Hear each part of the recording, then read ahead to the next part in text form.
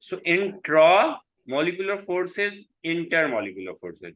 Intermolecular forces, technically mean between, and intra mean within.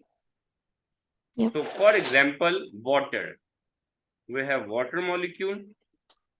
Let's see, we have two water molecules, and the oxygen is partially negative, hydrogen is partially positive, oxygen partially negative, hydrogen partially positive.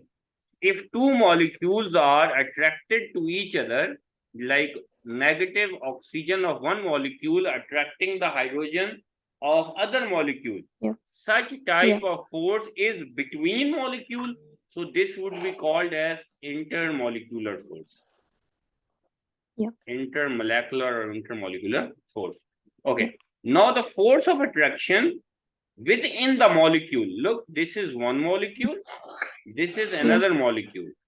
So any force of attraction within the molecule, like this one, this is intramolecular force. Intramolecular force. So what is intramolecular force?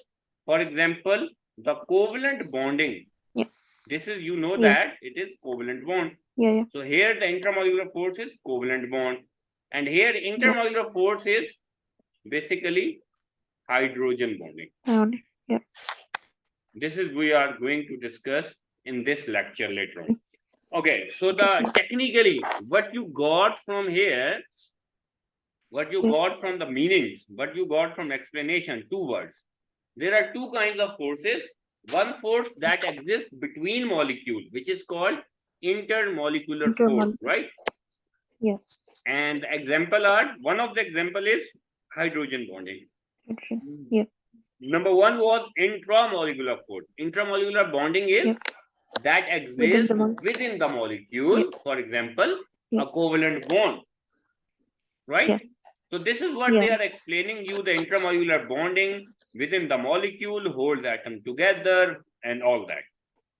And then intermolecular force means the force between molecules, for example, hydrogen bonding.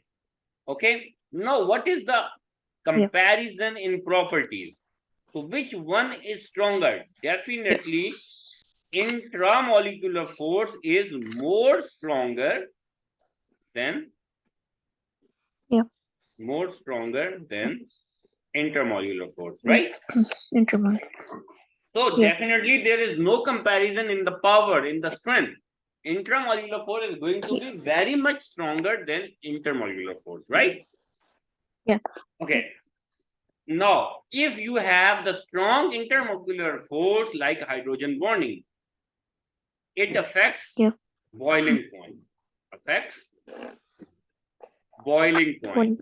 For example, if you have strong intermolecular force, you would have high boiling point.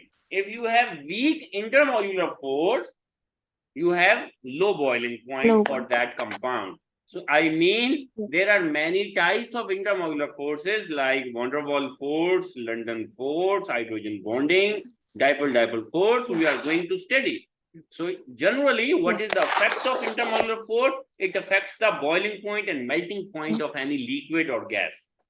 Got the point? And intramolecular force is very much stronger than the intermolecular force. And what is the role of intramolecular force? Intramolecular force, actually, you can say that holds atom together. Holds atoms together in molecule. In fact, you can say that it stabilizes a molecule. If this force is weaker, the bond will break and then the molecule will convert into some other molecule. Okay, the existence will be over. If water molecule is break, then it will form hydrogen and oxygen. And you know, hydrogen and oxygen are gases and water is a liquid, right? So this is the basic comparison. Look at this, the diagram. Look at the labeling of intermolecular force. Between two methane molecules, the force of attraction is intermolecular force, and within the methane, like bond between carbon hydrogen is intramolecular force. So are you now familiar with this term and its properties, right? Right, beta? Any question? No. Now the first type is van der Waals force. Van der Waals force is a type of intermolecular force. I repeat, Yep. We have Intermolecular. already studied the intramolecular forces bonding in last chapter like ionic and covalent. So we are not going to discuss in this unit. Now we are going to focus on intermolecular force. One of the type of intermolecular force is van der Waals force, named on the named on the basis of the scientist, a Dutch scientist who discovered this force, right? Okay. So what is this force? This force exists between molecules of liquid and gases. And it means the attraction between the molecules, okay, is called the van der Waals force. Okay. Yeah. Okay, so van der Waals force usually exists in non-polar molecules. Yeah. Non-polar molecules. Molecules. For example, between oils, between oil molecules, between hydrogen molecules. Okay, so basically, where does it exist? Simply, it exists between non-polar molecules and of a covalent bonded molecule. Keep in mind, van der Waals force do not exist in covalent bonded, not the molecule, but covalent bonded formula units. Sorry, ionic bonded formula unit and covalent bonded are molecules, right? So, van der Waals force exists between in covalent bonded non-polar molecules. So the complete description is it exists in covalent bonded. Between, the full description is it exists between covalent bonded non-polar molecules. For example, oil is non-polar, petrol is non-polar, gasoline is non-polar, and all non-polar molecules, they are attracted to each other. Look at this. This is hydrogen. This one is a hydrogen molecule. This one is another hydrogen molecule. So two hydrogen molecules are attracted to each other by the force of force name as intermolecular. Van der Waals force. Among the intermolecular force, you are going to study the intermolecular force that exists in that exists between polar and polar molecule. Some intermolecular force exists between non-polar and non-polar. Some intermolecular force exists between polar and non-polar molecules. So there are types. One of the classification we are studying here, the force of attraction that exists between non-polar and non-polar molecule is van der Waals force. Okay. Van der Waals force, so what type of molecule would have strong van der Waals force? Now the point is, and what type of molecule would have weak van der Waals force? Okay. So number one, and the molecule with high molar mass, high MR or molar mass, would be stronger. For example, H2O2. Now both the gases are non-polar gases, and the molar mass of H2 is, you know, the atomic mass is 2 gram per mole, and O2 is 32 gram per mole. So who would have strong van der Waals force? Yes, beta. Oxygen. O2. Yes. So this was first example for homoatomic molecules. Now if I ask for CH4 is methane, C2H6 is ethane, and C3H8 is propane. All the three, methane, ethane, propane, are alkane from alkane family and are non-polar organic molecules. Now the question is, which one would have a stronger van der Waals force? The answer is this one. Because it contains 3 carbon, 8 hydrogen, it has high molar mass. Okay, more number of atoms. So this is the indication to judge.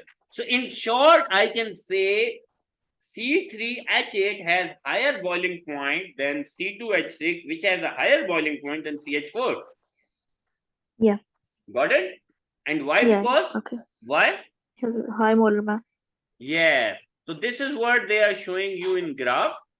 Look at this. Look at on this graph. H2, it has 2 gram molar mass. H2 has 2 grams. N2 has 28. O2 has 32. Look at this. Who has the higher boiling point over here? O2. Oxygen. O2, and then look at this. Cl2 has 72 almost. 71. So it has more higher than O2. More. Why? Because due to clear More beta? molar mass. Yeah. Clear? So any question? No. Okay. So in fact, on the basis of molar mass, you can talk, or here you have a concept of number of electrons. So these are the linked properties. Definitely chlorine has a 17 atomic number. It has 17 electron. O2 has 8 atomic number. So it has 8 electron. Nitrogen has 7 atomic number, 7 electron. Hydrogen has 1 atomic. So even the more number of electrons in an atom, higher will be its boiling point, stronger will be its van der Waals force, right? Yeah. Clear? Okay. Yeah. Good one. So next type is dipole interaction. Again, what topic we are studying? We are studying the types of intermolecular force. The first type we studied about van der Waals force. Now the second type is dipole interaction. So di means two and pole means poles are charges. Got it? For example, we studied about a compound named HCl. Got it? Yeah. And H is partial positive and Cl is partial negative. Now I have another HCl. I have another HCl. So how many molecules I have drawn? 2. 3. 3 HCl, Yeah, right? 3 in total. Yeah. Okay. Now Cl is negative and H is partially positive. So if they start attracting each other, just like this, it means this is one molecule, this is, so the force of attraction between the negative pole of one molecule attracting the positive pole of other molecule. For example, if you see in the diagram given in the book, this is Cl of one molecule. Our negative part of one molecule is attracting the positive part of other molecule. So this force is called, because it is due to the difference in poles. So this is dipole interaction. Dipole interaction, right? So one thing I have missed in van der Waals force concept. Look at this. Overall, H2 is non-polar. Yeah. Okay. But I said there is an attraction between non-polar things. So you might have a question later on. If they are non-polar, they don't have the charges, any sort of, then why they are attracting each other? Got the question? Understood? Okay, now the answer to this question is this word. Yeah, I have written temporary dipole. The non-polar molecule become temporary dipole. Means for a period of instant, they become polar, like this one. Usually, hydrogen is non-polar. For an instant, it becomes partially polar. And then what happens? They create some partial charges. And look at this. The negative is attracting the positive. But how this concept, van der Waals force concept, is different from dipole-dipole, just because in dipole-dipole force, beta, you have permanently negative and positive charges on the atoms in molecules, right? But in non-polar molecule, you have temporary dipole concept, in which the polarity is induced for a period of a time, and then they stop attracting. So now, if I ask you for the comparison among them, who is the stronger force of attraction, van der Waals or dipole? So you can simply say yes, dipole is more stronger. Dipole, because this is positive negative attraction due to permanent poles. The charges will never be over. Like there could be attraction like this as well. Okay. Between negative and no, never. Just because your Cl can attract one molecule at a time, like one molecule. It is already, if it is already attracting over here, then it will not attract the other. Okay, it will form a chain. Look at this. Yeah. They are forming from here to here, there in the directions. Okay. Yeah. Yeah. Got the point? So concept is simple, right? Look at this. Yeah. One molecule is, this one is non-polar. And Yeah. okay, here it is. So you have van der Waals forces between them, ethene and ethene. Why? Because both are non-polar. Okay. Yeah. And here you have Yeah. dipole force because oxygen has partial negative and carbon has partial positive on another molecule. That is why they have Yep. dipole force. In aldehydes, so later on you are going to study in organic chemistry, but in short, Yeah. definitely three elements are high electronegative: fluorine, oxygen, and nitrogen. And in fact, chlorine Yeah. is Okay. also. So whenever you Yeah. have fluorine, oxygen, nitrogen, they will be partially negative, and definitely they would have poles over there. Okay. And Yeah. if Yeah. chlorine is there, so it would also would have partial negative charge on all these four elements. Do remember, phone, Yeah. like a phone, like a mobile phone, Yes. right? Yeah. For the pronunciation, phone, F-O-N, Yeah. phone. So whenever you have a compound like NH3, Yeah. whenever you have a compound like NH3, so definitely Yeah. there will be some intermolecular force working in it. Okay. Yeah. Because Okay. nitrogen is high electronegative. If Okay. you have any Yeah. compound like HF. Yeah. So definitely you can say that strong intermolecular force exists between them, not the van der Yeah. Waals force. Okay. Yeah. Yeah. The next one is hydrogen bonding. So hydrogen bonding is what? So it is related to FON. It is related Yeah. to FON, F-O-N. Oh. Yeah. F-O-N with hydrogen. Yeah. What it means? So it simply means, a simple statement is, if fluorine atom of any molecule attracting the hydrogen atom of other molecule. Yeah. If fluorine atom of one molecule attracting the Yeah. hydrogen atom of other molecule, such force of attraction is hydrogen bonding. Again, listen. If oxygen Yeah.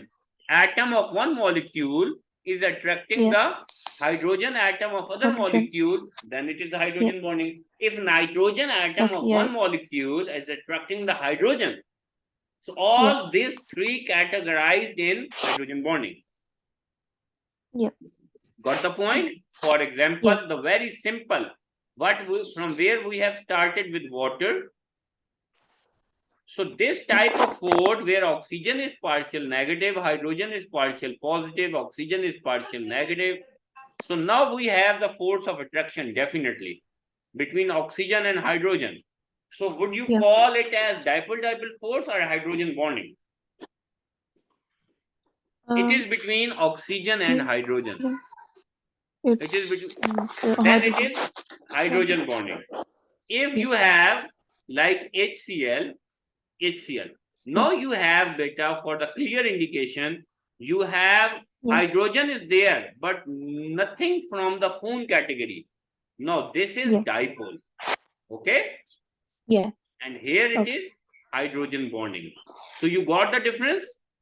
So in the hydrogen bonding, it's only the oxygen, nitrogen. Yes. Look at the definition, please. Now look at the definition. Hydrogen bonding is a special type of dipole interaction in which occurs when hydrogen is bonded to high electronegative atom O and F. Phone, oxygen, nitrogen, fluorine, whatever the sequence is. Okay? Yeah. Yeah. Okay. So hydrogen bonding in water. Whenever someone asks any tricky question about the water related to its property, you can simply say it would be due to hydrogen bonding, and mostly your answer would be right. For example, if I ask you, look, water, H2O and H2S, sulfur and oxygen both belongs to same group, but H2S is gas and water is liquid at room temperature. Water has high boiling point, H2S has low boiling point, and why? You can simply say water has hydrogen bonding, which is the Hydrogen bonding. strongest intermolecular force, which is strongest Yep, strongest intermolecular force. Within the intermolecular force, the strongest force is intermolecular force, right? Yeah. Got the point? That is what they are Yeah. explaining you, the 100 Celsius or 373 Kelvin. So strong attraction they have in the water. Okay. Yeah. Right. So van der Waal is weaker. Oh, I guess page is repeated. Comparison between water. Oh, look at it. Comparison between water and hydrogen sulfide. So look at this. HS bond is less polar than OH bond. Okay. Less effective, and then higher boiling point and all that, which we have just studied. Okay. This is H2S. You have van der Waal force, weak dipole force, and in water you have hydrogen bonding. Got the point? Yeah. Any doubt between the comparison? No. Okay. No. So comparison between water and hydrides of elements in group 4 and 6. What is meant by hydride? Point is, hydrides are the compounds in which hydrogen is there. For example, CH4 is hydride, where you have hydrogen, helium, all these are hydrides. Here you see that sulfur belongs to same group, selenium, tellurium, and oxygen. But the water has higher boiling point than all other. Why? Because hydrogen bonding. I told you about the water. You can blame everything to the hydrogen bonding. Look at this. The diagram clearly shows that water has exceptionally high boiling point. This is because there is hydrogen bonding between its molecules. And rest of none of the hydrides, like H2S, H2SC, and H2PE. Similarly, CH4, SiH4, or any other hydrides do not have hydrogen bonding. That is why they have low boiling points than water. Got it? In fact, interesting point is H2S has high molar mass.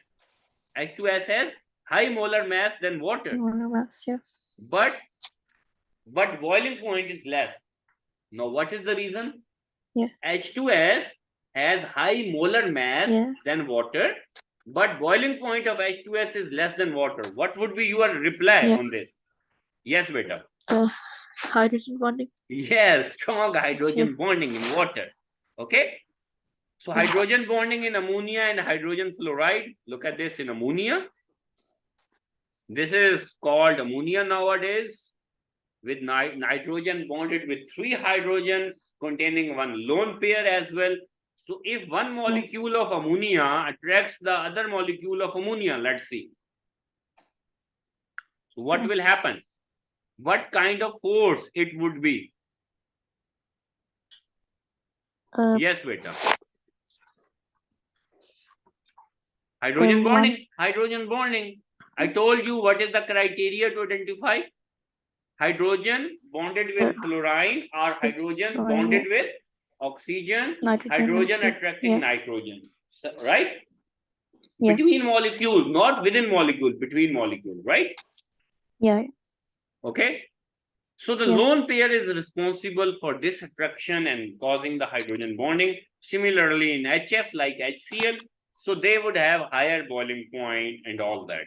Clear? But now you have a confusion. I can create confusion for you. HF or H2O, both have hydrogen bonding.